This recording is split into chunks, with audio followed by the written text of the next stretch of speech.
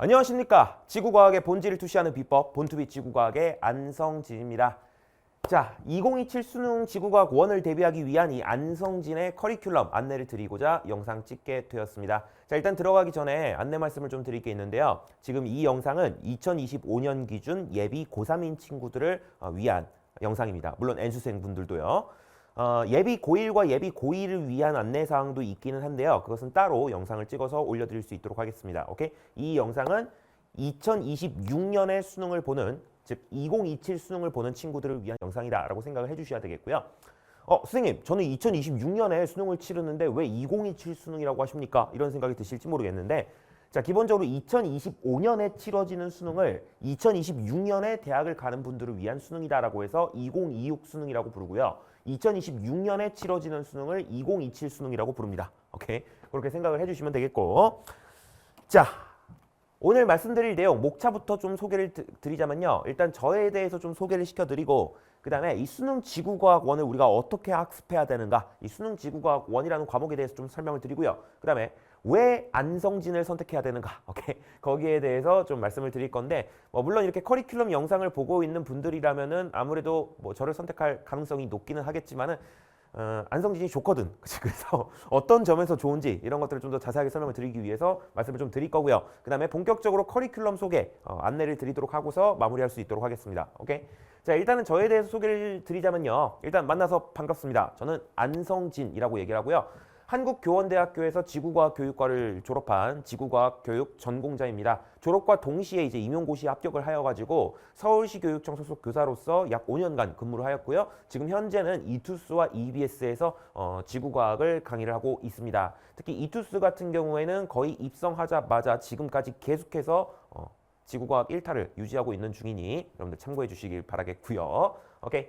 자, 그리고 강의랑 직접적으로 관련이 있는 것은 아니지만은 저에 대해서 또 특이한 이력을 좀 말씀을 드리자면은 제가 과거에 저 JTBC에 이제 슈퍼밴드라는 프로그램에 나와가지고 이제 과학을 소재로 한 자작곡으로다가 대중에게 충격을 선사한 적이 있습니다. 그래서 유튜브에서 이제 안성진 치시면은 되게 많이 보실 수가 있는데 이제 그걸 계기로 해서 여러 가지 예능 프로그램도 나오고 교양 프로그램도 나오고 그랬습니다만은 이런 것들이 강의랑 직접적으로 관련이 있는 것은 아니지만은 제가 이만큼이나 이 과학 교육에 열정이 있는 창의성이 있는 그런 인재다라는 거 알아두시면은 좋을 것 같습니다. 오케이.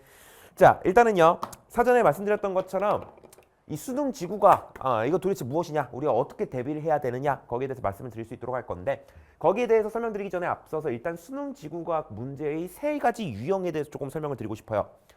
자, 지구과학 문제에는요 3가지 유형이 있습니다. 크게 나누자면 제가 임의로 나눈 건데, 개념형과 자료해석형, 추론형이 있겠습니다.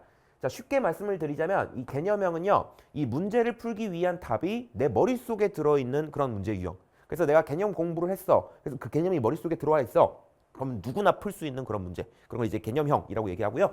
대표적으로 이제 올해 수능에서 출제된 사례를 통해서 말씀을 드리자면은 올해 수능의 요 2번 문제, 요 2번 문제가 악기상 관련 문제였는데요.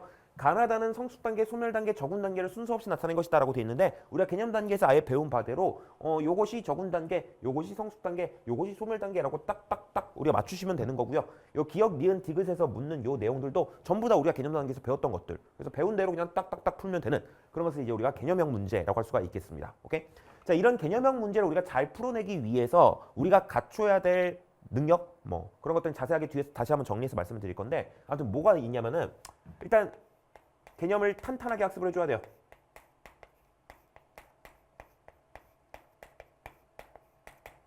그죠? 당연히 개념이 탄탄해야 이런 개념형 문제를 잘 풀 수가 있겠죠. 여기서 탄탄하다라는 것은 기본적으로 이 지구과학 교과서가 총 6종이 있어요. 이 6종 교과서의 모든 내용들을 빠짐없이 한 번쯤은 학습하고 넘어가야 돼. 그렇지 않습니까? 선생님, 그 6종 교과서 중에서 일부 교과서에만 수록되어 있는 되게 약간 지엽적인 내용, 그런 것들은 우리가 학습하지 않아도 되지 않나요? 이런 생각이 드실지도 모르겠는데, 지구과학은 그렇지 않아요. 오케이? 이 6종 중에서 한두 종의 교과서에만 한 줄로 쓰여져 있는 그런 내용도 충분히 문제로 출제가 됩니다. 그렇기 때문에 정말 6종 교과서의 모든 내용을 우리가 합집합으로다가 학습을 하실 필요가 있다라는 거 좀 말씀을 드리고 싶고요.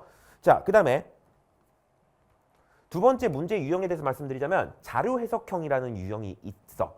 이 자료 해석형이란 건 무엇이냐면은 한마디로 얘기하자면 이 문제를 풀기 위한 답이 내 머릿속에 있는 게 아니라 이 문제 속에 들어가 있는 거.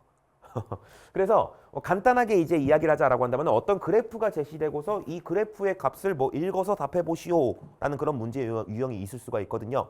그런 게 이제 자료 해석형이라고 보시면 되는 거지. 근데 이제 자료 해석형 중에서도 가장 최악체. 이렇게 그냥 그래프 값 읽어서 답하면 되는 그런 거는 굉장히 최악체의 자료 해석형 문제에 해당이 되고요.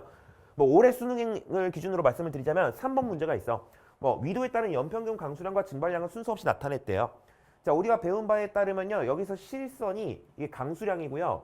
여기서 이 파선이 증발량을 의미하거든. 요거 딱 맞추신 다음에 선지로 들어가서 증발량 빼기 강수량 값을 그래프에서 읽어가지고 답을 하시면 되는 거예요. 오케이? 이런 게 이제 자료 해석형이라고 볼 수가 있겠고, 여기서 이제 니은과 디귿 같은 경우에는 개념형에 해당되거든요. 그래서 이와 같이 한 문제에서 자료 해석형 선지와 개념형 선지가 이렇게 혼합되어서 나올 수도 있다. 그렇게 생각을 해주시면 될 것 같아요. 자, 근데 이 자료 해석형 선지가 그냥 단순히 이렇게 그래프 값을 읽는 이런 문제만 나오는 것이 아니라 어렵게 나오면 굉장히 어렵게 나옵니다. 자, 일단은 어떤 게 있을 수가 있냐면 문제에 어떤 조건이 딱 주어져. 그리고 그 조건을 가지고서 제시된 자료를 해석을 해가지고 답을 해야 되는 그런 어떤 유형이 있을 수가 있는데 뭔 얘기냐? 자, 올해 수능의 10번 문제거든요. 자, 보시면은 그림은 은하 A와 B를 구성하는 주계열성의 평균 나이와 평균 광도를 나타낸 것이다 라고 되어 있어요. 평균 광도. 그리고 A와 B는 나선 은하와 타원 은하를 순서 없이 나타낸 거랴. 우리 보고 맞춰보라는 거겠죠. 그 다음에 되게 중요한 추가적인 조건이 제시되어 있는데 뭐냐면은 은하를 구성하는 주계열성의 총 광도가 A와 B가 같대요. 알겠어. 자, 그 다음에 니은 선지 한번 보실 건데 보시면은 주계열성의 총 개수는 A가 맞니 B가 맞니 이런 걸 지금 묻고 있거든. 근데 은하를 구성하는 주계열성의 총 개수가 어떤지, 이 나선 은하와 타원 은하 중에서 누가 더 많은지 이런 거는 우리가 개념 단계에서 배운 바가 없어요. 그리고 이게 애초에 원래 상황에 따라 다를 수가 있는 부분이거든. 그래서 일반화가 불가능한 부분이야. 그럼에도 불구하고 우리한테 지금 물어보고 있다라는 것은 이 자료를 해석해서 답을 하라라는 게 문제의 의도겠죠. 그죠? 이렇게 문제를 해결하기 위한 답이 내 머릿속에 있는 게 아니라 이렇게 문제 속에 들어가 있는 거. 이런 걸 이제 우리가 자료 해석형 선지라고 얘기할 수 있는 겁니다. 자, 근데 요 니은 선지 우리가 어떻게 해결을 해야 되는 거냐면은, 자, 우리한테 주어진 정보는 은하를 구성하는 주계열성의 평균 광도에 대한 정보란 말이에요. 이걸로 주계열성의 총 개수를 어떻게 알지? 아, 그러고 보니 나한테 총 광도에 대한 조건이 나와 있었어. 그런데 애초에 이 은하를 구성하는 주계열성의 평균 광도라는 게 어떤 의미일까 하고 생각을 해보면은, 이 은하를 구성하는 주계열성의 총 광도를 은하를 구성하는 주계열성들의 개수로 나눈 개념 아니겠습니까? 자, 아직 개념 학습이 안 되신 분들은 이게 광도가 무슨 뜻이지 뭐 이럴 수 있는데 일단 지금은 느낌적으로만 좀 받아들여 주세요. 오케이? 자, 아무튼 간에 이 평균 광도를 이렇게 표현할 수 있지 않을까? 애초에 이게 평균의 의미니까 이거를 이제 시험 현장에서 딱 떠올리셔야 되는 거예요. 그런데 지금 주어가 A죠. A는 B랑 비교해 봤을 때 지금 보시면은 은하를 구성하는 주계열성의 평균 광도가 어때? 평균 광도가 더 작아. 근데 문제의 조건에 따르면 은하를 구성하는 주계열성의 총 광도는 어떻대? 똑같대. 이게 말이 되려면은 A는 B보다 당연히 은하를 구성하는 주계열성의 총 개수가 어때야 되는 거예요? 더 많아야 되는 거예요. 분모가 더 커야 이 전체 값이 더 작을 수가 있지. 분자가 똑같다면. 어떤 느낌인지 아시겠어? 그런 점을 생각해 봤을 때 오케이. 은하를 구성하는 주계열성의 총 개수가 A가 더 많겠군요 라고 풀어야 되는 게 이 니은 선지의 논리였습니다. 자, 보시면 알겠지만은 자료 해석형 선지가 조금 발전되게 되면은 단순히 그냥 자료에서의 값을 읽어가지고 답하는 것이 아니라 이와 같이 이 문제에 어떤 조건이 주어지게 되고 이 조건을 활용해서 답을 해야 되는 이런 어떤 유형이 또 출제될 수가 있고요. 만만치 않아요. 오케이? 아무튼 간에 이런 선지가 또 출제될 수 있다. 그 다음에 이 자료 해석형 같은 경우에 또 어떤 형식으로 또 출제될 수가 있냐면은 이와 같이 어떤 복잡한 문제 상황을 던져주고서 우리가 이제 개념 단계에서 배운 개념의 원리를 적용을 해가지고 이 상황 자체를 해석해서 이 문제에 묻는 바들을 대답을 해야 되는 오케이? 이런 유형이 있을 수가 있어요. 굉장히 어려운 자료 해석형 문제죠. 그렇지 않습니까? 그래서 이 자료 해석형 문제가 문제의 난이도의 스펙트럼이 되게 넓은 편이거든. 정말 쉬운 그래프의 값을 읽으면 되는 그런 문제 유형부터 굉장히 복잡한 상황을 해석해야 되는 굉장히 고난도 문제까지도 출제될 수 있는 게 바로 이런 자료 해석형 문제이다. 자, 이런 자료 해석형 문제를 대비하기 위해 우리가 또 어떤 능력을 길러주어야 되느냐라고 한다면은 일단 첫 번째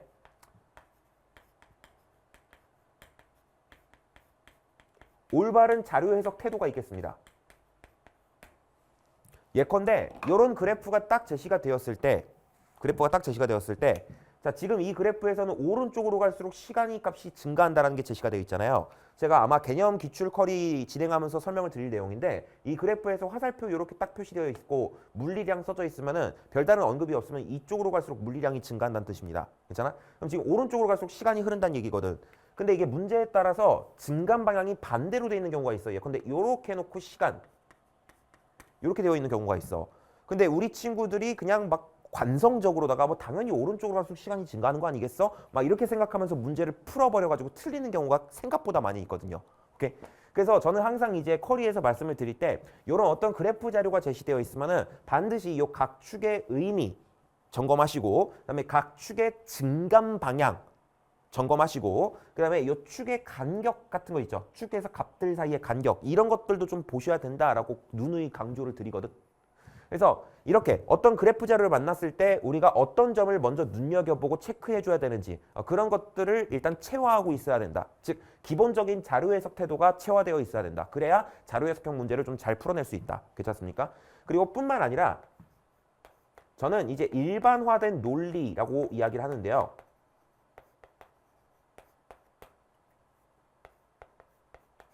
자, 이것이 무엇이냐? 자, 여기 올해 수능 18번 문제인데 여기서 기억선지 보시면은 중심별의 시선 속도는 T2일 때가 T4일 때보다 작냐 크냐 이런 걸 지금 묻고 있거든요. 자, 이거 원래 어떻게 푸는 거냐면은 이게 지금 식현상 그래프라는 것인데 이제 식현상 그래프가 다음과 같이 그려져 있을 때 요 식이 진행되는 기간에 딱 가운데에 해당하는 시점 있죠. 그죠? 요 가운데에 해당하는 시점에서 이 중심별의 시선 속도의 크기가 0이 된다라는 것을 우리가 개념 단계에서 직접적으로 배우지는 않고요. 그동안 기출되었던 문제들을 분석하는 과정에서 자연스럽게 알게 됩니다. 그러면은 이걸 통해서 이 가운데 시점에 가까운 시점일수록 아무래도 시선 속도의 크기가 좀 작게 나타나게 되겠구나라고 우리가 생각할 수가 있고 그걸 이용해서 문제를 푸는 것이 이 기억선지의 의도거든요. 자, 근데 우리가 정말 교과서적 개념만 학습한 상황에서 시험 현장에서 이런 논리를 퍼뜩 떠올려가지고 이 기억선지 빠르게 해결하는 게 이게 쉬운 일일까? 당연히 어렵습니다. 물론 머리가 굉장히 좋은 일부 학생들은 가능할 수도 있겠지만은 대부분의 학생들한테는 상당히 어려운 일이야.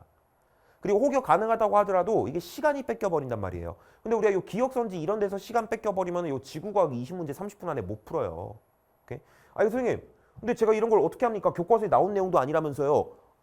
이런 내용은 그동안 기출되었던 문제들을 철저하게 분석하는 과정에서 자연스럽게 체화되었어야 되는, 자연스럽게 개념화가 되었어야 되는 그런 내용인 거예요. 그래서 그런 내용을 가지고서 우리가 문제를 빠르게 해결하고 넘어가셔야 되는 그런 부분인 거지. 지구과학에서는 이런 부분이 꽤나 많이 있거든요. 그리고 저는 이런 걸 이제 뭐라고 부르냐면은 기출 분석을 통해서 알아낼 수 있는 어떤 일반화된 논리라고 이야기를 합니다. 괜찮아? 그래서 이 지구과학 고득점을 위해서는 그동안 기출되었던 문제를 분석하는 과정에서 이런 일반화된 논리들을 잔뜩 알고 있어야 돼요. 그래야 우리가 제 시간 내에 빠르게 정확하게 문제를 풀어낼 수가 있습니다. 괜찮아요? 그리고 뿐만 아니라 소위 말하는 스킬 있죠? 이 문제풀이법이 굉장히 정형화된 그런 어떤 문제들에 한해서는 이제 문제를 빠르게 풀 수 있는 효과적인 스킬을 연습을 하셔가지고 그런 정형화된 문제들은 정말 빠르게 문제를 해결하고 넘어가는 그런 어떤 스킬도 필요하다. 그렇게 말씀 좀 드리고 싶어요. 자, 그 다음에 이제 추론형 문제에 대해서 좀 말씀을 드리도록 할 건데 추론형은 쉽게 말해서 이 문제 해결을 위한 답이 문제에도 없고 내 머릿속에도 없는 거야. 그럼 그런 문제를 어떻게 풀어요? 이런 생각이 드실 건데 자, 이 추론형에는 두 가지 스타일이 있거든요. 뭐냐면은 서로 떨어진 단원에 흩어져 있는 개념이 있어. 분명히 내가 이 개념도 배웠고 이 개념도 배웠어. 근데 시험 현장에서 처음으로 이 두 가지 개념을 짝짝꿍 해가지고 어떤 새로운 사실을 도출해내야 되는 거야. 오케이. 그러면은 난 개념 단계에서 그걸 배운 적도 없고 당연히 문제 자료에도 거기에 대한 답이 안 들어있을 거고요. 내 머릿속에 들어있는 기존의 것들을 합쳐서 새로운 걸 만들어내야 되는 그런 어떤 추론형 그런 어떤 문제 유형인 거지. 그런 거 이제 제가 추론형 문제라고 이야기를 하는데요. 또 다른 스타일도 있어. 뭐냐면은 서로 떨어진 단원의 내용을 짝짝꿍 해가지고 도출해내는 것이 아니라 우리가 개념에서 뭐 어떤 개념을 배웠어. 그럼 그 개념의 원리를 또 배울 거 아닙니까? 그지? 그럼 그 개념의 원리를 어떤 새로운 문제 상황에 적용을 시켜가지고 또 새로운 사실을 도출해내야 되는. 오케이? 그런 어떤 문제 유형이 있을 수 있는데 아무튼 추론형 문제가 그런 문제입니다. 그래서 씨발 난 이런 거 배운 적이 없는데 왜 갑자기 이런 걸 물어보지? 뭐 그런 어떤 문제들이 보통 이런 추론형에 속해. 흔히 이제 학생들이 많이 이야기하는 논리적 지엽이라는 뭐 그런 워딩을 많이 쓰던데 아무튼 그런 게 이제 추론형 문제입니다. 자, 대표적으로 어떤 것이 있냐면은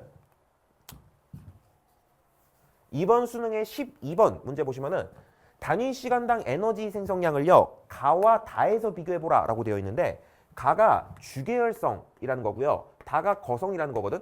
자, 우리가 개념 단계에서 단위 시간당 에너지 생성량을 주계열성끼리 비교할 때는요 배운 적이 있어. 기본적으로 O형에 가까운 즉 좀 지양이 커다란 주계열성일수록 에너지 생성량이 많다 이런 거 우리가 배운 바가 있거든. 근데 주계열성과 거성에서 단위 시간당 에너지 생성량을 비교하는 내용은 교과서 어디에도 없습니다. 그런데 그런 걸 물어보고 있어. 그리고 그걸 딱히 우리가 자료를 통해서 뭔가 알 수 있을 것 같지도 않거든요. 그죠? 이런 게 이제 추론형이라고 보시면 되는 거야. 자, 기본적으로 이 니은 선지에서 묻는 이 단위 시간당 에너지 생성량이라는 거는 이 별이 중심부에서 핵융합을 통해 에너지를 생성하여서 주변으로 방출하는 개념이잖아요. 그렇다면 아무래도 일반적으로 에너지를 많이 만드는 놈이 그만큼 주변으로 에너지를 많이 뿜뿜하고 있지 않을까? 라고 생각을 해가지고 기본적으로 오케이. 그렇다면은 광도가 큰 놈일수록 단위 시간당 에너지 생성량이 많은 거겠구만. 애초에 에너지를 많이 생성하고 있으니 주변으로 에너지를 많이 뿜뿜하는 것이고 주변으로 에너지를 많이 뿜뿜하고 있다는 건 그만큼 에너지를 많이 생성하고 있다는 얘기겠구나. 이렇게 생각을 하여가지고 이 주계열성과 거성의 광도를 비교하는 게 이 니은 선지의 의도였습니다. 괜찮아요? 이거는 이제 이 단위 시간당 에너지 생성량과 광도의 개념과 그 다음에 이 별은 중심부에서 에너지를 생성하여 그것을 방출해낸다라고 하는 이 개념의 원리를 통해 가지고 어떤 새로운 사실을 도출해낸 그런 어떤 추론형 문제라고 보시면 되는 것이죠. 어떤 느낌인지 아시겠습니까? 그리고 이게 정말 아무런 근본 없이 이렇게 그냥 추론해봐라 라고 나오는 것이 아니라 사실 애초에 주계열성끼리 에너지 생성량을 비교하는 상황에서 이런 이야기가 된 적이 있어. 그래서 거기서 배운 어떤 개념의 원리를 새로운 문제 상황에 적용해보라 라는 어떤 그런 의도가 이 문제에 들어가 있는 것이다라고 보시면 되는 거예요. 그렇습니까? 아무튼 이런 것이 이제 추론형 문제라고 할 수가 있겠는데 이런 추론형 문제에 대비하기 위해서는 일단 여러분들도 느끼셨겠지만 이 개념을 학습할 때 정말 꼼꼼하게 원리적으로 학습을 하셔야 돼요. 특히나 이 개념의 원리를 새로운 어떤 문제 상황에 적용해보라 라는 그런 추론형 문제가 많이 출제가 되기 때문에 이 개념을 원리적으로 이해하는 것이 굉장히 중요합니다. 오케이. 자, 그 다음에 또 제가 엄청 강조드리고 싶은 부분이 있는데 뭐냐면은 자, 이 추론형 선지 이거를요 우리가 뒷북 개념으로서 학습을 하시면 안 됩니다.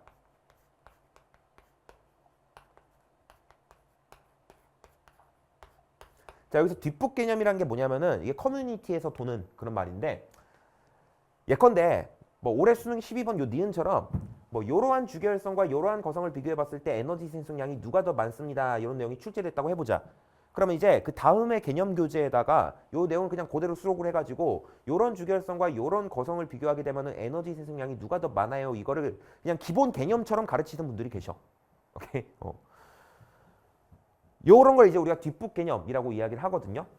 자, 물론 요 12번의 요 니은 같은 경우에는 그렇게까지 할 내용은 아닌데 이제 과거에 좀 악명 높았던 그런 추론형 선지들 같은 경우에는 그 다음에 개념 교재에다가 진짜 그냥 기본 개념인 것처럼 이렇습니다 하고 가르치는 분들이 계셨어. 이제 그러한 행태를 이제 우리가 뒷북 개념이라고 얘기를 하는데 이 뒷북 개념이 뭐가 문제냐면 그러면은 그러한 강의를 통해 가지고 개념 학습한 친구들은 그냥 그 내용이 원래 그냥 기본 개념인 것처럼 생각을 하게 되고 그 기출 문제를 딱 풀었을 때 뭐야 이거 그냥 개념 단계에서 배웠던 거잖아 하고 그냥 풀고 넘어가 버리는 거야. 그럼 이제 강사 입장에서는 기출 단계에서 막 이게 문제의 의도가 어떻고 당시에 학생들은 뭐 어디까지 알고 있었고 그 상태에서 이제 학생들이 요 개념과 요 개념을 이렇게 결합시켜 가지고 요 문제를 풀어야 되는 게 문제의 의도였다 이렇게 설명하기보다는 그냥 개념 단계에서 배웠죠 뭐 그렇습니다 하고 넘어가면 그만이니까 강사는 되게 편하지. 그런데 이제 우리 학생들 같은 경우에는요 애초에 그 문제 의도가 그냥 그 내용을 알라는 게 문제 의도가 아니었잖아. 제가 말씀드렸던 것처럼 우리가 개념에서 배운 어떤 원리를 통해서 시험 현장에서 어떤 새로운 사실을 도출해내봐라 라는 게 문제의 의도였기 때문에 사실 그 문장 자체가 중요한 게 아니라 그 문장을 이해하는 데 사용되는 그 원리가 중요한 거란 말이지. 근데 그렇게 뒷북 개념으로다가 우리가 학습을 하게 되면은 그 원리에 초점을 맞추지 못하게 돼버린다는 거야. 그냥 그걸 기본 개념처럼 받아들이니까. 어떤 느낌인지 아시겠어요? 그래서 정작 그 원리가 중요시돼야 되는 그런 부분인데 그게 강조되질 못하기 때문에 이게 뒷북 개념이 위험한 것이다 라는 거 말씀을 드리고 싶고, 아무튼 간에 그래서 추론형으로서 출제된 그런 문제들 같은 경우에는요, 어디까지나 추론형으로서 여러분들이 다뤄주셔야 돼. 교과서적 개념만을 학습한 상태에서 이 문제 같은 경우엔 요거랑 요거를 결합해가지고 이렇게 생각하는 게 문제 의도구나라는 걸 직접 느끼시고, 이 원리를 이해하는 게 중요하겠구나라는 거를 체감하셔야 그게 중요한 부분인 거야. 아시겠습니까? 아무튼 간에 자, 이렇게 해가지고 지구과학 문제의 어떤 3요소에 대해서, 그러니까 3유형에 대해서 한번 말씀을 드려봤는데, 자, 결과적으로 이제 우리가 수능 지구과학을 하기 위해서 필요한 능력이 무엇이냐라고 한다면 일단 개념이 탄탄해야 돼요. 그래야 개념형 문제도 잘 풀 수 있고요. 그 다음에 이 개념에 대한 원리적 이해를 통해 가지고 고난도의 추론형 선지들도 우리가 막힘없이 풀 수가 있게 되는 거야. 괜찮아? 자, 그 다음에 철저한 기출 분석 필요합니다. 여기서 이 기출 분석이라는 건 단순히 기출 문제를 풀고 넘어가는 것이 아니라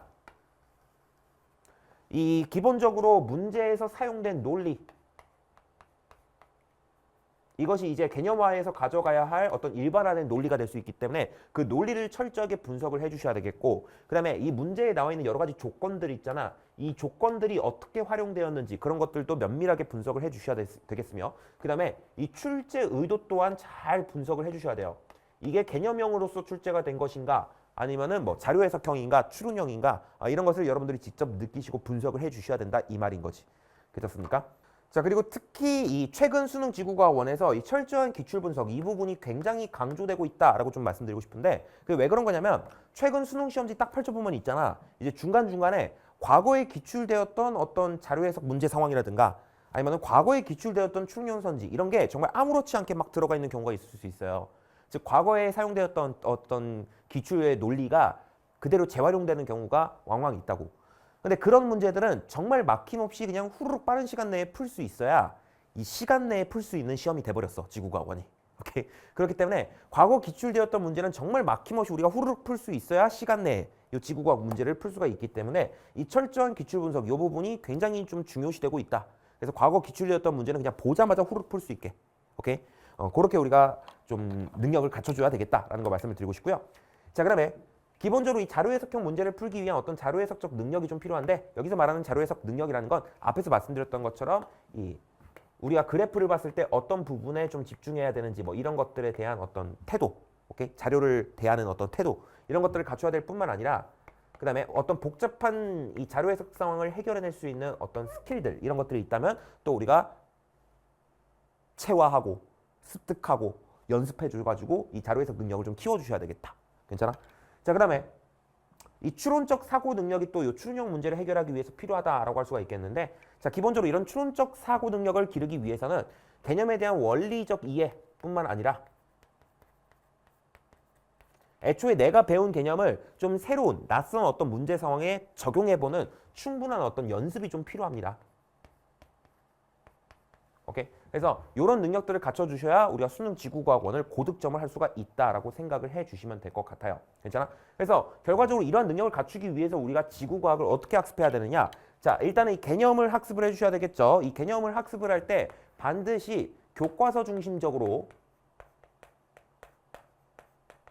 매우 꼼꼼하게 원리적으로 학습을 해주셔야 됩니다. 자, 근데 여기서 이 교과서 중심이라는 게 무슨 말이냐면 여러분들이 어디까지나 이 교육과정의 선이 어디까지인지를 명확하게 인식한 상태에서 인지를 한 상태에서 이 교육과정의 선에 맞추어서 학습을 해줘야 된다라는 걸 이제 교과서 중심으로 학습한다라고 말씀을 드린 것인데, 이게 왜 중요하냐면 이 지구과학의 학문 특성상 조금만 깊게 파고 들어가도 정말 한도 끝도 없이 깊어지거든요. 근데 여러분들이 그런 식으로 학습을 하게 되면은 도대체 내가 어디까지 알아야 되는 건가? 문제를 풀 때에도 이거 어디까지 생각해서 이 문제를 풀어야 되는 거지? 이런 부분이 굉장히 막 헷갈릴 수가 있단 말이야. 그래서 교육과정의 선이 어디까지인지를 좀 인지하는 게 중요하다라는 점에서 교과서 중심의 학습을 해야 된다라고 말씀을 드린 거고요. 그래서 어떤 선생님들 같은 경우에 정말 철저하게 교과서에 나온 내용만을 우리가 개념으로 학습해야 된다라고 주장하시는 분들도 계시는데, 저는 생각이 조금 다릅니다. 왜냐면은 이 평가원부터가 이미 교과서의 선을 넘어선 지 좀 됐거든요. 그래서 이 평가원부터가 이 교과서에 나와 있는 이 한 줄을 가지고서 뇌절에 가지고 지금 문제를 출제하고 있는 상황이기 때문에 정말 교과서에 나온 내용만을 개념으로서 학습하기보다는 이게 문제풀이에 도움이 되는 내용이라면은 조금 더 확장된 개념까지도 우리가 이 개념 단계에서 다루는 것이 좋겠다고 저는 보고 있어요. 그래서 저의 개념 강의에서는 교과서에 나온 내용에다가 문제풀이에 필요하다면 교육과정의 선을 살짝쿵 넘는 내용이라도 언급을 드리긴 할 거야. 그런데 그런 부분을 이제 언급을 드리더라도 교육과정의 선은 여기까지이다 라는 걸 명확하게 선을 그어줄 거니까는 그런 부분에 대해서는 걱정하지 않으셔도 될 것 같습니다. 됐습니까? 교육과정의 선에 대한 안내는 분명하게 드릴 것이다. 자, 그 다음에 기출분석 해주셔야 되겠죠. 개념학습 후에. 기본적으로 이 기출분석이라는 거는 이번 교육과정의 평가원 문제들은 그냥 기본적으로 다 해야 되는 겁니다. 그게 6개년이거든요. 6개년 평가원 기출은 그냥 무조건 해야 되는 거예요. 이런 문제들은 반드시 상세하게 분석을 해주셔야 되고 문제를 풀어주셔야 되고 그런 것인데 이거는 정말 그냥 기본적으로 해야 되는 그런 부분이고요. 여기 이제 플러스 알파가 있어야 돼. 그 이제 이번 교육과정의 교육청 문제들, 오케이? 그 중에서 이제 좀 우수한 문제들 선별해가지고 우리가 풀어주시면 좋고, 그 다음에 이번 교육과정의 문제가 아닌 과거 교육과정의 문제라고 하더라도 이번 교육과정의 그 맥락에 맞는 문제가 있다면은 그런 문제들도 우리가 좀 풀어줄 필요가 있거든요. 그래서 기본적으로 6개년 평가원 기출다가 플러스 알파로다가 우리가 기출 문제들 풀고 분석을 해주셔야 된다라는 거 말씀을 드립니다. 자, 여기까지가 이제 완벽하게 되잖아요. 그렇게 되면은 과거에는 1등급도 문제가 없었어. 심지어 만점까지도 받을 수가 있었어. 근데 최근 들어 지구과학이 꽤나 많이 어려워졌기 때문에 여기까지 이제 완벽하게 했다라고 한다면은 최고 2등급까지 나올 수 있습니다. 오케이? 근데 이제 2등급의 벽을 넘어서서 1등급 만점까지 가기 위해서는 우리가 좀 더 뭔가 좀 해줘야 돼. 뭔가를 좀 더 해줘야 되냐? 이제 엔제와 실무가 있겠습니다. 이제 엔제 같은 경우에는 이 수능 지구과학 원에서 이제 고난도 신유형 문제들이 매년 출제가 되거든요. 그런 어떤 고난도 신유형 문제들을 대비하기 위한 어떤 커리라고 보시면 될 것 같고,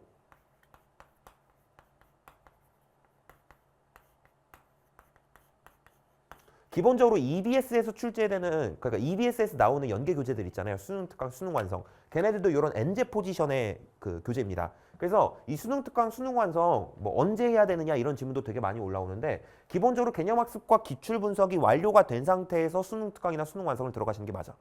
괜찮아? 그렇게 좀 말씀을 드리고 싶고, 자, 그 다음에 실무, 실전 모의고사를 의미하는데요. 최근 들어서 이 지구과학 또한 뭐 다른 과탐 과목과 마찬가지로 약간 타임 어택의 압박이 좀 심해지고 있기 때문에 충분한 양의 실무를 통해 가지고 시간 관리 연습 반드시 해주셔야 돼. 즉 실전 연습을 충분히 좀 해주셔야 돼요.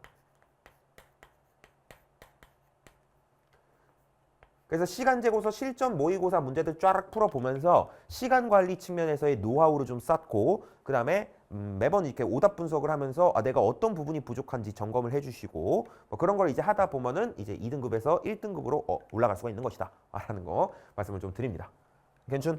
자, 이렇게 해서 이 수능 지구과학에 대한 이모저모 말씀을 좀 드려봤는데요. 자, 그래서 왜 안성진을 선택해야 되는가? 안성진은 정말 이런 수능 지구과학원을 잘 대비시켜줄 수 있는가? 거기에 대한 말씀을 좀 드릴 수 있도록 할 건데요. 자, 여러분들이 왜 안성진을 선택해야 되느냐? 일단 안성진은요, 굉장히 정교하게 원리 중심적으로다가 개념을 전달을 합니다. 자, 요 사례에 대해서 좀 말씀을 드려볼 수 있도록 할 건데, 자, 잠깐 칠판 한번 보실게요. 자, 여러분들 지구과학을 공부하다 보면 호상열도라는 것을 우리가 학습하게 됩니다. 자, 교과서 6종 중에서 딱 2종의 교과서에 이 호상열도에 대한 설명이 나오게 되는데요. 딱 이렇게 한 줄로 써져 있거든. 뭐냐면 태평양의 서쪽 가장자리에는 많은 섬들이 활 모양을 이루며 길게 분포하고 있으며 이를 호상열도라고 한다 라고 되어 있는 거 보이시죠? 자, 요 문장만 우리가 딱 읽게 되면은 호상열도라는 게 뭔가 섬들이 줄지어서 길게 분포하고 있으면 호상열도라고 하는 거 아니야? 라는 생각이 들죠. 자, 근데 이런 상황에서 2022 6월 모평에 이런 문제가 나왔어. 자, 그림은 플룸 구조론을 나타낸 모식도이고 A와 B는 각각 차가운 플룸과 뜨거운 플룸 중 하나래요. 자, 개념 학습하시면 알겠지만 이 B가 뜨거운 플룸이라는 녀석입니다. 오케이. 자, 근데 이제 선지에서 뭐가 나왔냐면 이 B, 즉 뜨거운 플룸에 의해서 호상열도가 형성이 되니? 라고 지금 묻고 있거든요. 자, 여러분 이거 지금 몇 번 문제야? 2번 문제지. 1페이지에 있는 절대로 틀리면 안 되는 굉장히 쉬운 문제입니다. 근데 이 문제 오답률이 50%가 넘었어요. 요 선지 때문에. 자, 봐봐. 뜨거운 플룸에 의해서 호상열도가 형성되는가? 라고 돼 있는데 문제가 뭐냐면 우리 학생들이 개념 단계에서 이 뜨거운 플룸에 의해서 화산섬들이 줄지어서 나타난다라는 것을 학습을 하거든요. 그리고 실제로 그림에서도 보면 지금 뭔가 화산섬들이 줄지어서 나타나 있어. 그러면은 이거 호상열도 아니야? 라고 해가지고 형성될 수 있습니다 라고 대답한 친구들이 많았던 거야. 하지만 정답은 노였던 거지. 왜요? 왜냐면은 이 호상열도라는 거는 사실 그냥 화산섬들이 줄지어 있다고 그걸 호상열도라고 부르는 게 아니라 전제 조건이 하나가 더 있어요. 섭입형 수렴형 경계와 나란하게 나타나야 돼. 근데 이 뜨거운 플룸에 의해서 생기는 이 화산섬들은 섭입형 수렴형 경계와는 관계없이 생기는 것이기 때문에 이것을 호상열도라고 부를 수 없다라는 것이 이 문제의 논리였습니다. 자, 아무튼 간에 한마디로 교과서의 설명이 좀 부실했던 거지. 근데 그럼에도 불구하고 여러분들이 정말 정확하게 제대로 이해하고 있느냐라는 것을 저격하기 위해서 평가원이 이런 문제를 출제를 했다라고 보시면 되겠는데 저의 수강생들은 이 문제를 거의 틀리지 않았습니다. 왠 줄 알아? 저는 애초에 개념 교재를 쓸 때부터 즉 저 문제가 나오기 훨씬 전부터 교과서에 나와 있는 이 설명이 호상열도를 설명하기에는 부족하다고 생각을 했어요. 그래서 저의 개념 교재에서는 호상열도의 정의가 다음과 같이 쓰여져 있습니다. 어떻게요? 섭입형 수렴형 경계와 나란하게 호상으로 줄지어 나타나는 화산섬의 무리이다. 그리고 실제로 개념 강의에서도 이 호상열도는 섭입형 수렴형 경계와 나란하게 나타나는 화산섬의 무리를 의미한다라는 것을 강조해서 전달을 드렸기 때문에 저의 수강생들은 저 문제를 틀리지 않았습니다. 당시의 강사들 중에서 이 호상열도의 정의를 이렇게 정확하게 전달하신 분들이 별로 없으셨어요. 그래서 오답률이 저렇게 높게 나온 거죠. 괜찮습니까? 하지만 그럼에도 불구하고 저는 굉장히 정확하게, 정교하게 이 개념을 전달하고 있었다. 그래서 이와 같이 안성진은 이 전공자의 시각에서 어떤 개념을 전달할 때 여러분들의 오해의 여지가 없도록 정말 정교하게, 디테일하게, 정확하게 전달할 수 있도록 노력을 하고 있기 때문에 안성진을 선택해야 되지 않나라는 그런 생각이 좀 들고요. 자, 뿐만 아니라 자, 2025 9월 모평에서 이런 문제가 출제된 적이 있거든요. 이 문제 같은 경우에는 우주의 크기는 은하간 거리를 나타낸 척도이다라는 이 조건을 통해서 여기 제시되는 이 우주의 크기가 우주의 반지름을 의미하며 그래서 우주의 크기가 2배가 되면은 이 반지름이 2배가 되는 거니까 우주의 부피가 8배가 된다. 반지름의 세제곱에 비례해서. 오케이? 그게 어떤 문제풀이의 핵심으로 작용하는 그런 문제였거든요. 근데 사실 이 내용이 뭔가 교과서에 자세하게 설명된 것도 아니고 그 다음에 그 전까지 어디에서 출제된 적도 없었던 내용이기 때문에 이 문장의 의미를 해석하는 것부터가 굉장히 난관인 그런 문제였어요. 그런데 놀랍게도 안성진은 개념 강의에서부터 이미 이렇게 말씀을 드리고 있었습니다. 뭐냐면 우주론 분야에서 우주의 크기는 우주의 반지름을 의미합니다. 그래서 문제를 풀 때 뭔가 우주의 크기라는 표현이 나오게 되면 그 우주의 반지름으로 생각하셔야 돼요.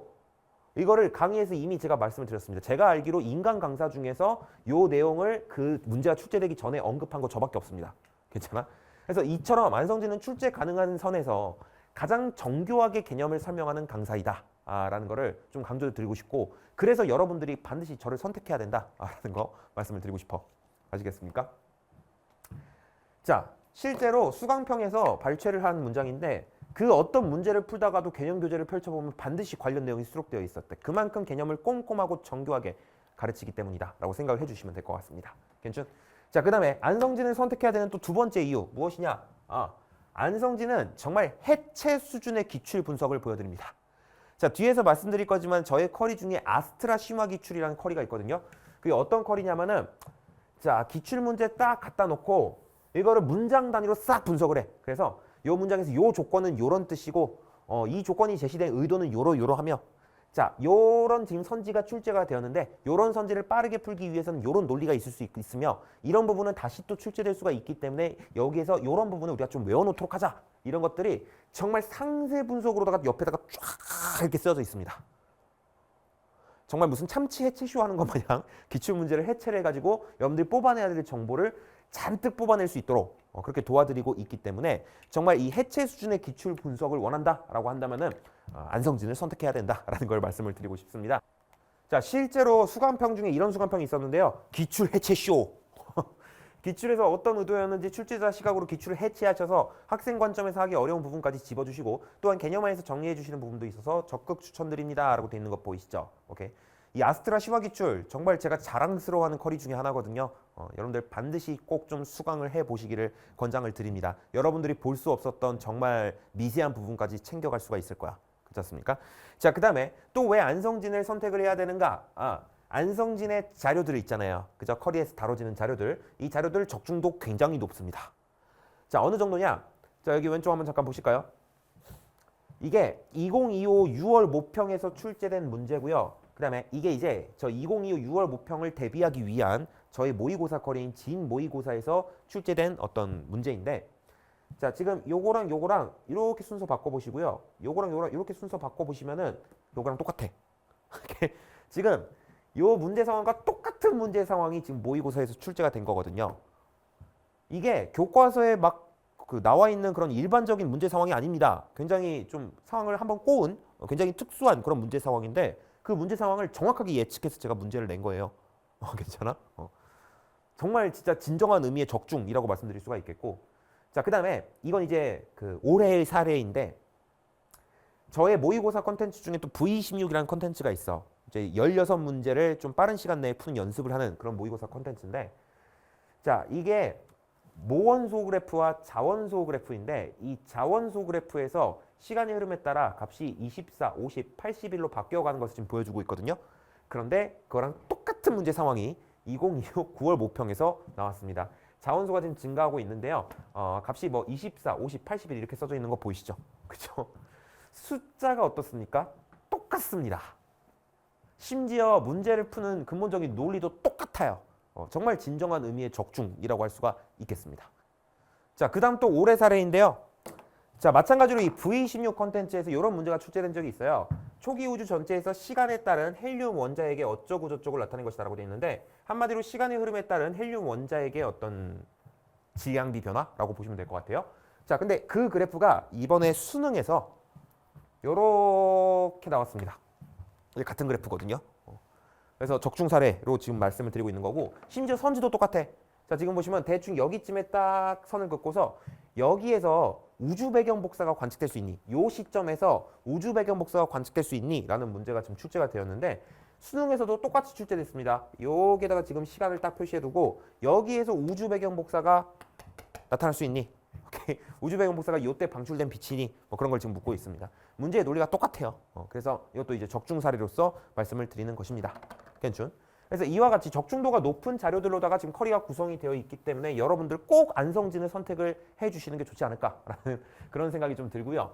자, 그 다음에 또 안성진을 선택해야 되는 내용이, 그러니까 어떤 이유가 있다라고 한다면은, 저는 그동안 어디에서 기출되었던 그런 것들만을 이렇게 모아가지고 커리를 구성해가지고 여러분들을 알려드리는 것이 아닙니다.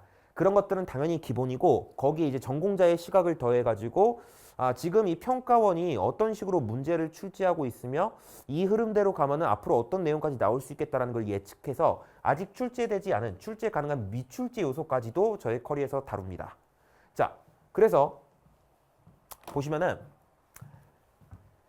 이게 지금 2023 수능을 대비하기 위한 마찬가지로 진 모의고사에 나와 있는 문제거든요. 여기서 어떤 문제가 제가 이제 출제를 했었냐면은, 요 전파은하에 Z와 로브라는 게 있어. 근데 이 Z와 로브가 가시광 영역에선 잘 안 보이는 경우가 많거든요. 잘 안 보이는 경우가 많거든요.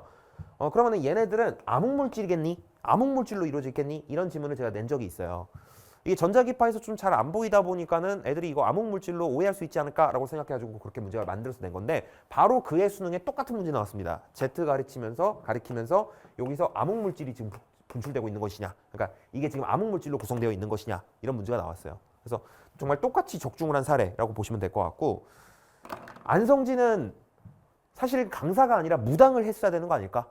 어떻게 이렇게 적중도가 높은 건가요? 이런 생각이 드실 건데, 이게 사실 기출 분석을 정말 여러분들 제대로 하게 되면은 결국에 이 문제에 쓰인 이 자료라든가 그런 것이 출처가 어딘가, 뭐 그런 것들도 여러분들이 알 수가 있게 되고, 그 출처들이 어딘가를 우리가 알게 되면은 이 평가원들이 이런 것들을 레퍼런스로 삼고 있으니까는 이런 것들을 레퍼런스로 조금 더 발전시켜서 생각하면 이런 부분까지도 출제할 수 있겠네라는 거 합리적으로 추론할 수 있거든요.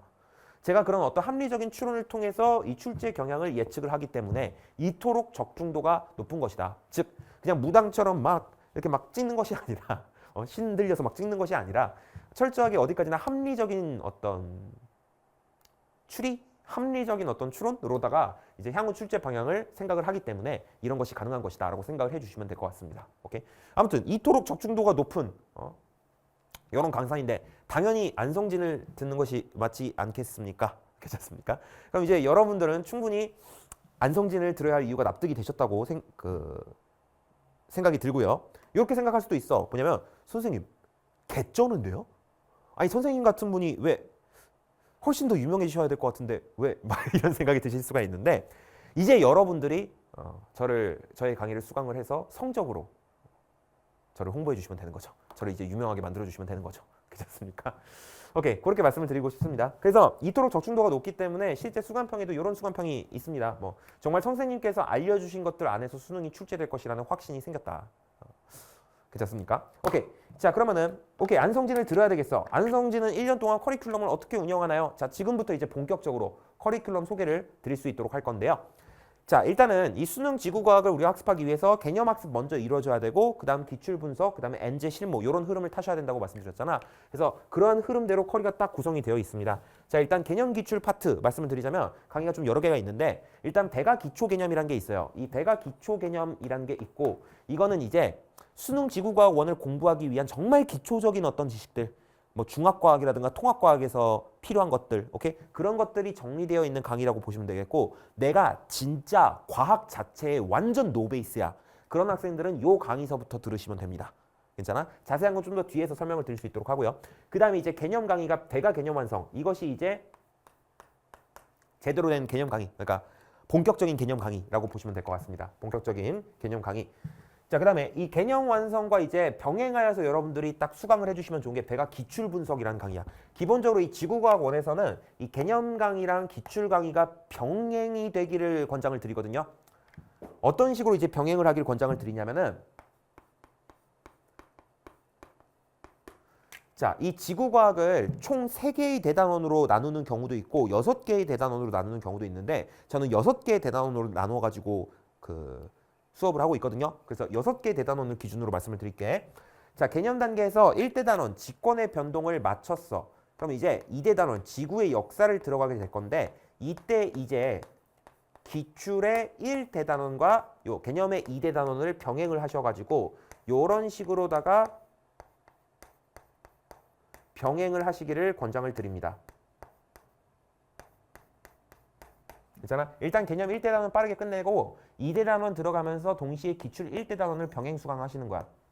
어떤 느낌인지 아시겠죠? 이런 식으로 병행 수강을 하길 권장을 드립니다. 왜 이렇게 하기를 권장을 드리냐면은 지구과학이 개념량이 상당히 많습니다. 아무래도 말씀드렸다시피 6종 교과서의 합집합을 우리가 학습해야 되기 때문에 개념의 양이 상당해요. 따라서 개념만 쭉 돌리고서 이제 기출 풀어야지 하고 기출 첫 단계로 딱 들어가게 되면은 이미 이 부분을 까먹어 버려. 그러다 보니까 다시 또 개념을 학습해야 되는 그런 불상사가 발생할 수 있거든요. 그래서 개념 1대단원 학습하고 요거 까먹기 전에 1대단원 기출 풀고 2대단원 학습하고 까먹기 전에 2대단원 기출 풀고 이런 식으로다가 병행 학습을 하기를 권장을 드립니다. 괜찮죠? 자, 그 다음에 이 대가 기출 분석 같은 경우에는 한 중상 정도 난이도까지의 어떤 기출 문제들이 모아져 있다고 보시면 되겠고 좀 우리가 정말 면밀하게 분석해야 될 조건 하나하나 정말 면밀하게 분석해야 될 좀 의미가 있는 고난도 문제들 있지. 그런 고난도 문제들 같은 경우에 아스트라 심화 기출이라는 별도의 커리를 파가지고 여기다가 이제 수록을 해놨습니다. 괜찮아? 그래서 개념 완성과 기출 분석을 마치고 나시면 이제 아스트라 심화 기출을 통해서 좀 더 고난도의 기출 문제에 도전을 하시면 되겠다라는 거 말씀을 드리고 싶은데 자, 요것도 마찬가지로 이 지구가 개념량이 상당하기 때문에 요 커리 마치고 이제 아스트라 심화 기출로 들어가게 되면은 처음부터 딱 풀 때 요 첫 부분 개념이 생각이 안 날 수가 있어. 그래서 그런 부분을 도와드리기 위해서 이제 저의 커리 중에 또 스피드 개념이 있습니다. 요 스피드 개념이라는 것이 이달의 특강이라는 것의 하위 개념으로다가 들어가 있는데 아무튼 간에 말 그대로 이 개념을 좀 빠른 시간에 훑는 압축 개념 강의입니다. 오케이? 그래서 개념이 잘 생각이 안 나면 요 스피드 개념을 돌리면서 그와 병행하여서 아스트라 심화 기출을 학습해 주시면은 이 스피드 개념을 통해서 개념 복습을 하고 그와 병행하여 고난도 기출 분석까지 해내는 훌륭한 학습 전략이 될 수 있지 않을까라는 그런 생각이 좀 듭니다. 괜찮? 그래서 여기까지 이제 완료를 하시게 되면은 앞서 말씀드렸던 것처럼 최고 2등급까지가 나올 수가 있게 되고요. 이제 1등급 더 나아가 만점을 노리기 위해서는 고난도 신유형 문제들에 대한 어떤 대비가 좀 필요한데 그걸 도와주는 커리가 이제 인플레이션 엔제 그리고 지평선 엔제가 되겠습니다. 자, 인플레이션 같은 경우에는 다지선다형 엔제라고 이야기를 하는데요. 이게 고난도 문제들을 풀기 위한 어떤 심화 개념을 학습을 하면서 동시에 다지선다형 엔제를 풀어보는 그런 어떤 교재 구성이라고 보시면 되겠고요. 지평선 엔제는 말 그대로 고난도 엔제입니다. 이게 지구과학을 평정하는 선별된 문제들이란 뜻이거든요. 네이밍 센스 죽이지, 그치? 아무튼 간에. 그래서 이런 엔제 커리들이 이제 여러분들의 1등급 그리고 만점을 위해 열심히 해줄 것이다 라고 생각을 해주시면 될 것 같습니다. 자, 그다음에 여기까지 이제 학습을 완료하시게 되면 이제 수능이 다가오게 됩니다. 그럼 이제 수능 전에 우리가 1년 동안 배운 내용을 집대성하여서 최종 총정리를 할 수 있는 커리가 또 필요할 텐데 그게 이제 특이점이라는 커리라고 보시면 될 것 같습니다. 괜찮?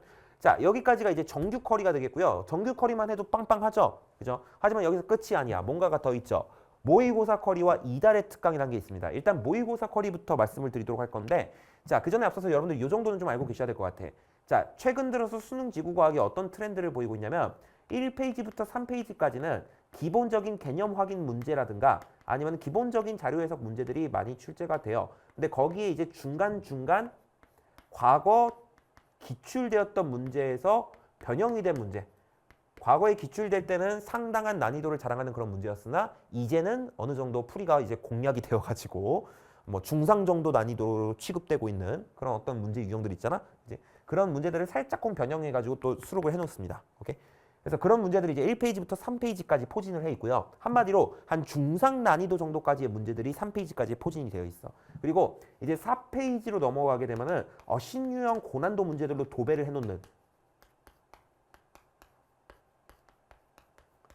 이런 트렌드를 보이고 있거든요. 그래서 이러한 트렌드 하에서는 아무래도 3페이지까지 최대한 빠른 시간에 내가 아는 문제들을 쫘라락 쫘라락 최대한 빠른 시간에 쳐내고 시간 확보를 충분히 한 상태에서 이 4페이지에다가 충분한 시간을 투자하는 것.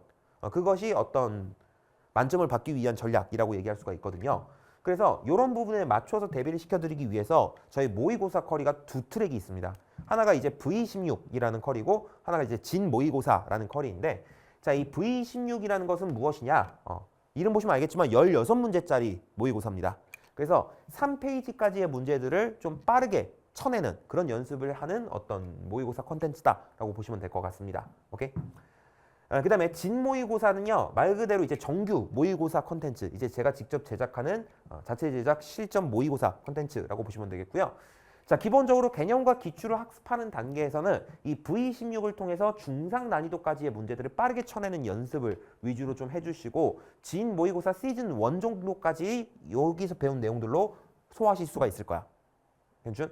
그래서 개념 기출 커리를 이제 완료를 하고 나면은 V16이라든가 진 모의고사 시즌 1을 통해서 실력을 좀 다져주시면 되겠다라는 거 말씀을 드리고 싶고 이제 요 인플레이션 엔제나 지평선 엔제 여기까지 이제 들어오게 되면은 여기서 배운 내용들로다가 진 모의고사 시즌 2, 시즌 3의 문제들을 또 우리가 효과적으로 해결해 낼 수가 있을 거야. 오케이? 따라서 진 모의고사 시즌 2, 시즌 3 같은 경우에는 뭐 지평선까지는 안 가더라도 적어도 인플레이션까지는 수강을 한 상태에서 넘어가시길 권장을 드립니다.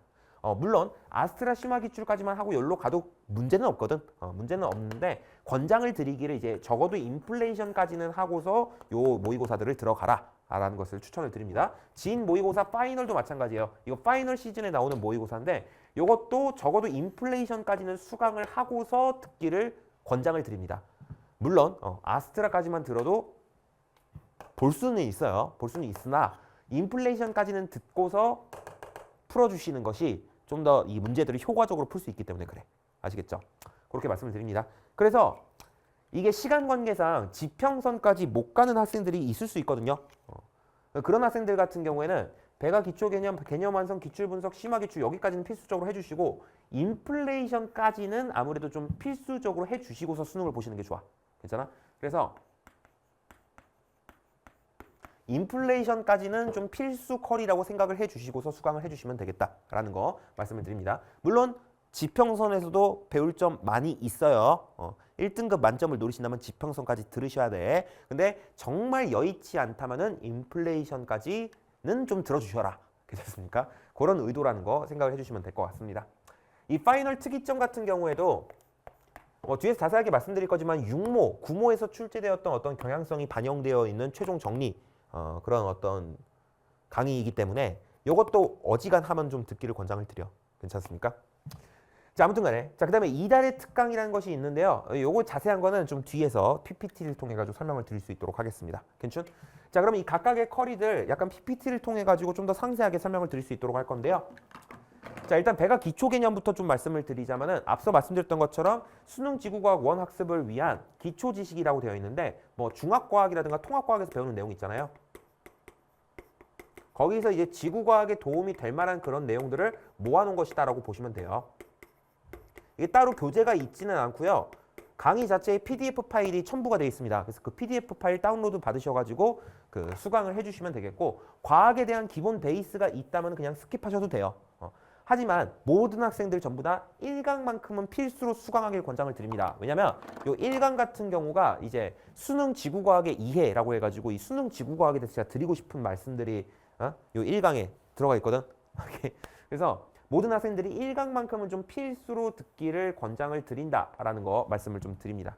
그리고 워낙에 이 기초적인 어떤 부분을 다루는 것이기 때문에 과학에 대한 기본 베이스가 있다면 그냥 스킵하셔도 돼요. 그런데 요 강의 수강 신청해 보시고서 이제 강좌마다 보면은 PDF 파일 딸려 있을 거란 말이야. 그 PDF 파일 한번 쭉 돌아보시면서 전부 다 내가 알고 있는 내용인가 정도는 한 번씩 좀 점검을 해 보시면 좋을 것 같아요. 괜찮아? 그래서 그렇게 좀 말씀을 좀 드리고 싶고요. 자, 기본적으로 1강은 제가 필수로 시청을 권장드리는 이 1강 같은 경우에는 매 수능이 치러질 때마다 개정을 하고 있습니다. 그래서 1강은 이번에도 마찬가지로 최근에 수능의 어떤 기조에 맞춰가지고 새로 촬영을 할 거고요. 나머지 2에서 9강 같은 경우에는 기존 촬영분으로 제공이 될 것이다 라고 생각을 해주시면 될 것 같습니다. 괜찮? 자, 그다음에 배가 개념 완성 같은 경우에는 자세한 내용은 제가 OT 때 더 자세하게 말씀을 드릴 수 있도록 할게요. 아무튼 개념 강의이고요. 11월 중에 개강이 될 예정입니다. 그렇게 생각을 해주시면 될 것 같고 그 다음에 기출 분석 같은 경우에도 자세한 거는 제가 OT에서 말씀드릴 수 있도록 할게요. 12월 중에 개강이 될 예정이고요. 이 기출 분석 같은 경우에는 기존 촬영분에서 제가 좀 더 자세하게 설명하고 싶다 하는 그런 부분들만 일부 재촬영해서 올라가게 될 것이고요. 거기다가 플러스로다가 2026 수능 대비 모의고사들에 대한 해설 영상 업데이트가 돼서 올라가도록 할 겁니다. 오케이? 그렇게 생각을 해주시면 될 것 같고요. 자, 그다음에 아스트라 심화 기출, 이것도 자세한 거는 뭐 뒤에서 그러니까 OT 때 말씀을 드릴 수 있도록 할 거고요. 3월 중에 개강이 될 예정이다라고 생각을 해주시면 될 것 같습니다. 자, 그다음에 인플레이션, 이제 다지선다형 엔제라고 이야기를 하는데요. 앞서 말씀드렸던 것처럼 심화 개념을 학습하면서 동시에 이제 다지선다형 엔제를 풀어보는 그런 어떤 교재라고 보시면 되겠고 자세한 거 마찬가지로 OT에서 말씀드릴 수 있도록 하겠습니다. 당해년도 연계 교재가 반영이 될 예정이고요. 4월 중에 개강이 될 예정이다라고 생각을 해주시면 될 것 같습니다. 괜찮? 그 다음 지평선, 지구과학을 평정하는 선별된 문제들. 자, 여기에 대한 자세한 설명은 추후 OT에서 드릴 수 있도록 하고요. 이 지평선 같은 경우에는 6모 이후에 7월 내지 8월쯤 해가지고 개강이 될 예정이다라고 보시면 될 것 같습니다. 괜찮?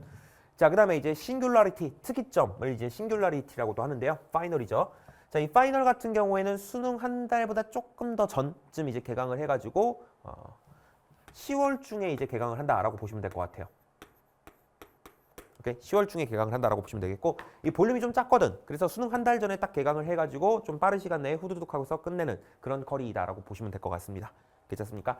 자, 이렇게 해서 정규 커리에 대한 안내를 좀 드려봤고 그다음에 진 모의고사에 대해서 말씀을 좀 드리도록 할 건데 3평 대비로다가 시즌 1 나오고요. 6모 대비로 시즌 2, 9모 대비로 시즌 3, 파이널로 이제 파이널이 나오게 되는데 이것들이 각각 뭐 3평 대비, 6모 대비, 9모 대비라고는 하지만 결국은 근본적으로 수능을 위한 모의고사인 거 알고 계시죠? 그래서 뭐 한 9월쯤 돼서도 시즌 1 구매해서 풀어보셔도 되는 거니까 요 3평 대비, 6모 대비, 9모 대비라는 요 워딩에 너무 막 이렇게 의미 부여하실 필요는 없겠습니다. 오케이? 그렇게 생각을 해주시면 되겠고 자, 진모의고사도 마찬가지로 자세한 내용은 추후 OT에서 드릴 수 있도록 하고요. 이제 이달의 특강 설명을 드리도록 할 건데 이달의 특강은 이제 제가 제공드리는 어떤 월간 컨텐츠라고 보시면 되겠고 그때그때 약간 트렌드에 맞춰가지고 여러분들 니즈에 맞는 어떤 가벼운 강의라든가 아니면은 자료가 배포되는 뭐 그런 어떤 컨텐츠라고 보시면 되겠습니다.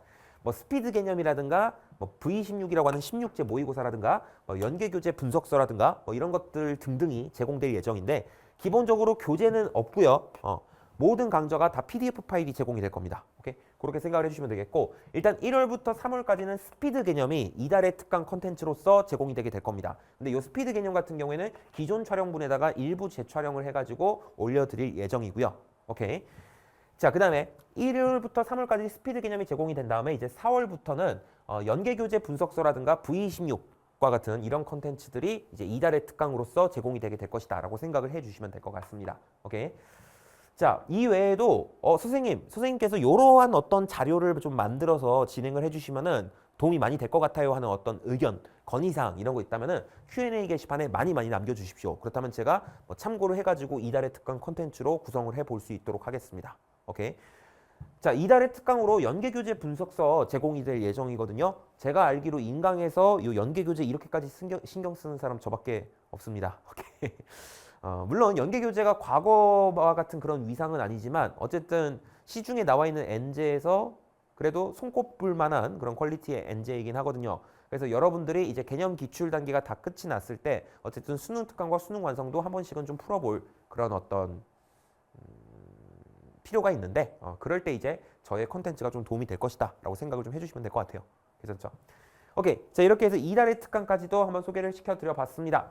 자, 이렇게 해가지고 2027 수능 지구과학 1을 위한 안성진의 커리큘럼 한번 쭉 말씀을 드려봤는데 시간이 좀 길어졌습니다. 수능 지구과학에 대해서도 요모조모 설명을 드리고 그 다음에 어째서 여러분들이 안성진을 선택해야 되는지도 설명을 쫙 드리고 그 다음에 이제 커리큘럼 소개를 시켜드리느라고 시간이 좀 길어졌는데요.